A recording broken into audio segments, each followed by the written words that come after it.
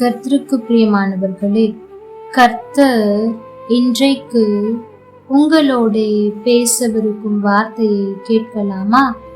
லூக்கா 10ஆம் அதிகாரம் 41ஆம் வசனம்.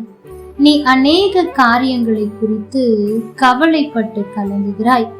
ஆம், எனக்கு பிரியமான தெய்வ பிள்ளைகளே, வீட்டுக்கு வீடு வாசற்படிதான். கவலை சந்திக்காத மனிதனும் இல்லை, மனிதன் சந்திக்காத கவலையும் இல்லை. கவலை உள்ளத்தை அரிக்கிறது, வாழ்க்கையை சிதைக்கிறது. கவலையை நீக்க வழிதான் என்ன என்று நாம் யோசிப்போம் என்று சொன்னால் 3 வழிகளைத்தான் இன்றைக்கு நான் உங்களோடு கூட பகிர்ந்து கொள்ள போகிறேன். முதலாவது, கவலை போக வேண்டும் என்று சொன்னால் மனுஷர்களிடத்தில் ஓடாதிருங்கள், மாறாக கர்த்தரிடத்தில் வாருங்கள். ஏனென்றால் வேதம் சொல்லுகிறது, அவர் நம்மை விசாரிக்கிறவராயிருக்கிறார்.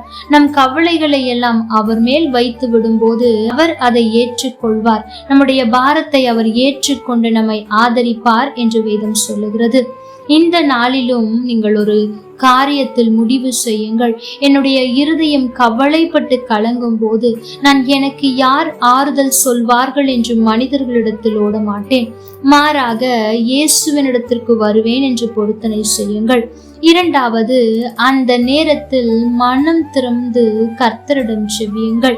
உங்களுடைய கவலைகளை மனம் திறந்து கர்த்தரிடத்தில் சொல்லுங்கள். ஒருவேளை நீங்கள் மனுஷர்களிடத்தில் சொன்னால் அவர்கள் உங்களை நியாயம் தீர்க்கக்கூடும், நீங்கள் தவறு செய்திருக்கலாம் என்று உங்களை குறை சொல்லக்கூடும். ஆனால் ஆண்டவராகிய இயேசு கிறிஸ்துவுக்கு உங்களுடைய உள்ளம் நன்றாக அறியும். நீங்கள் எவ்வளவு காயப்பட்டிருக்கிறீர்கள் என்பதை அவர் நன்கு அறிந்தவராய் உங்களுக்கு ஆறுதல் சொல்வார். ஏனென்றால் அவர் பூமியில் வாழும் போது துக்கம் நிறைந்தவராய் இருந்தபடியினால் நம்முடைய துக்கத்தை நிச்சயமாய் அறிவார்.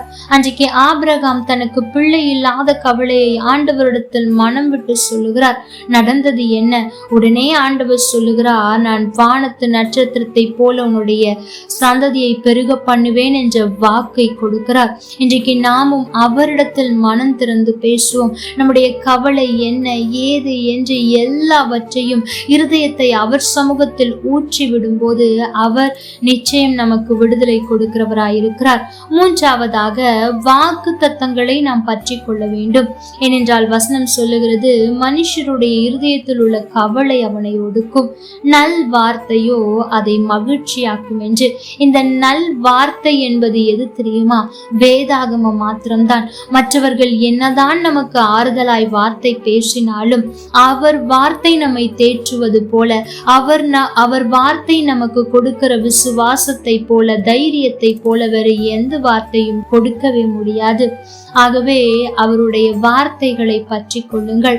இப்படி நாம் கர்த்தரிடத்தில் வந்து அவருடைய சமூகத்தில் நம்முடைய இருதயத்தை ஊற்றிவிட்டு அவர் கொடுக்கிற வாக்குத்தத்தங்களை பிடித்து கொள்வோம் என்று சொன்னால் நம்முடைய வாழ்க்கையில் எப்பேற்பட்ட கவலை வந்தாலும் அதை மறந்து ஆண்டவரை துதிக்க முடியும், நமக்கான ஆசீர்வாதத்தை சுதந்திரிக்க முடியும்.